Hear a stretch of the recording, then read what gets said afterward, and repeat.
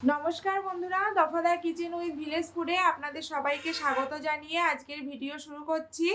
তো আজকের ভিডিওতে আপনাদের সঙ্গে শেয়ার করব বাঁধাকপির পকোড়া রেসিপি। দেখছেন বাঁধাকপিটা কত সুন্দর টাটকা আর সতেজ একদম ক্ষেত থেকে তোলা। তো প্রথমে বাঁধাকপিটা আমি ফাল দিয়ে নিচ্ছি মাঝখান দিয়ে সমান করে।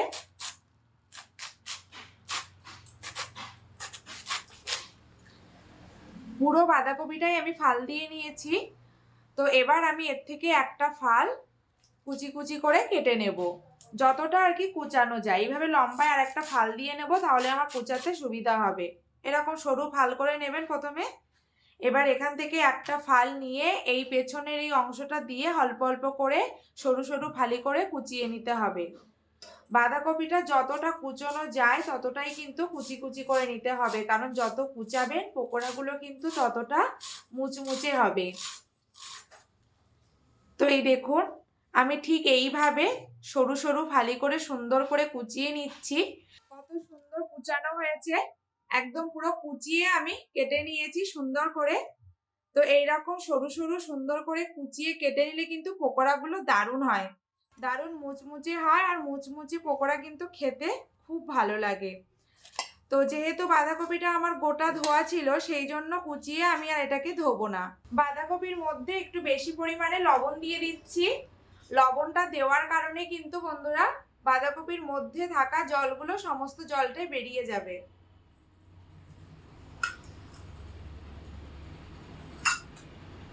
এবার লবণ দিয়ে বাঁধাকপিটা খুব চটকে চটকে এরকম ভাবে মেখে নিতে হবে, তাহলে কিন্তু এর ভেতরে যে জলটা আছে সেটা সম্পূর্ণভাবে বেরিয়ে যাবে।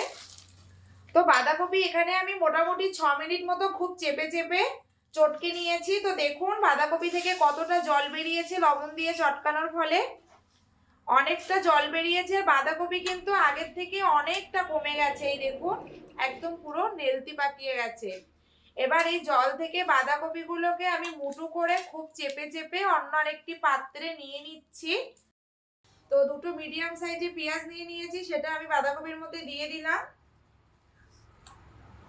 এবার দিয়ে দেব কাঁচা লঙ্কা কুচি, 4টে বড় সাইজের কাঁচা লঙ্কা এইভাবে ছোট ছোট কুচি করে নিয়েছি, সেটাও দিয়ে দিচ্ছি। একটা মিডিয়াম সাইজের রসুন কুচি করে কেটে নিয়েছি গ্রেটারের সাহায্যে, সেটাও দিয়ে দিলাম। এবার দেব ধনেপাতা কুচি,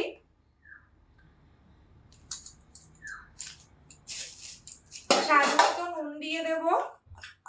নুনের পরিমাণটা কিন্তু এখানে একটু কম করে দিতে হবে, যেহেতু নুন দিয়ে এটা চটকানো রয়েছে, সেই জন্য নুনের পরিমাণটা একটু বুঝে দিতে হবে। এবার দিয়ে দেব পরিমাণ মতো হলুদ গুঁড়ো।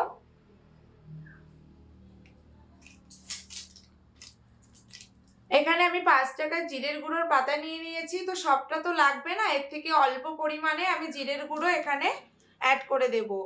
খুব বেশি দেওয়ার দরকার নেই, অল্প করে দিলেই কিন্তু টেস্টটা ভালো হয়।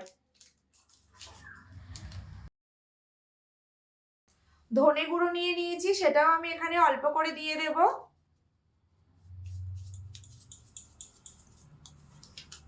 এবার দিয়ে দেব লাল লঙ্কার গুঁড়ো, যে কোনো লাল লঙ্কার গুঁড়ো দিলেই হবে। যে যেমন লঙ্কা খাবেন লঙ্কার পরিমাণটা আপনারা সেই রকম বুঝে দেওয়ার চেষ্টা করবেন। এবার আমি এর মধ্যে দিয়ে দিচ্ছি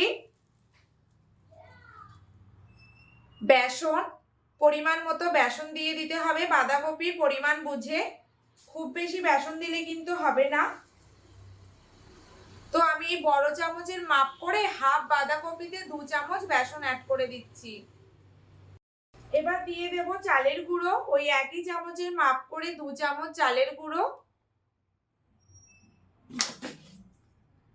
একটু উঁচু উঁচু করে দিচ্ছি আমি।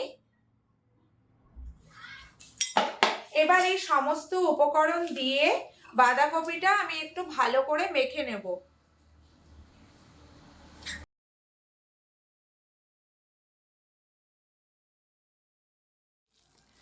তো বন্ধুরা এখানে আমি বাঁধাকপির মধ্যে সমস্ত মশলাপাতি উপকরণ দিয়ে মোটামুটি 6 থেকে 7 মিনিট সময় মতো একটু চেপে চেপে মেখে নিয়েছি।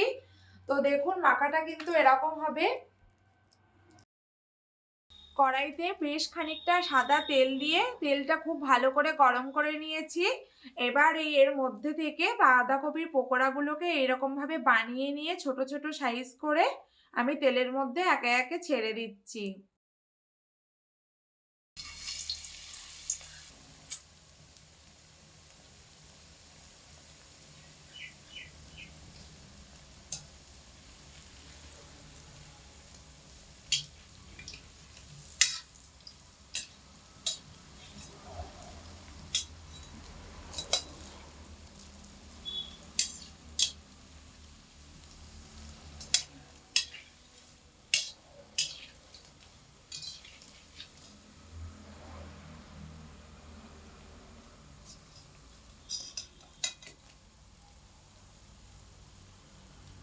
তো বন্ধুরা, আজকে বাঁধাকপির পকোড়া রেসিপি আপনাদের কেমন লাগলো অবশ্যই কমেন্ট করে জানাবেন আমাকে।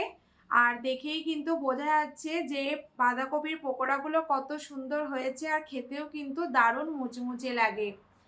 পুরো পকোড়াগুলো কিন্তু দারুণ সুন্দর হয়েছে। তো এরকম লাল লাল করে ভাজতে হয়, আর এরকম করে ভাজলে কিন্তু পকোড়াগুলো খেতে খুব ভালো লাগে। আজকের এই রেসিপির ভিডিওটা বন্ধুরা এই পর্যন্তই। আগামী দিনে নিত্য নতুন রেসিপি নিয়ে আপনাদের কাছে আসব। ততক্ষণে আপনারা সবাই খুব ভালো থাকবে, সুস্থ থাকবে।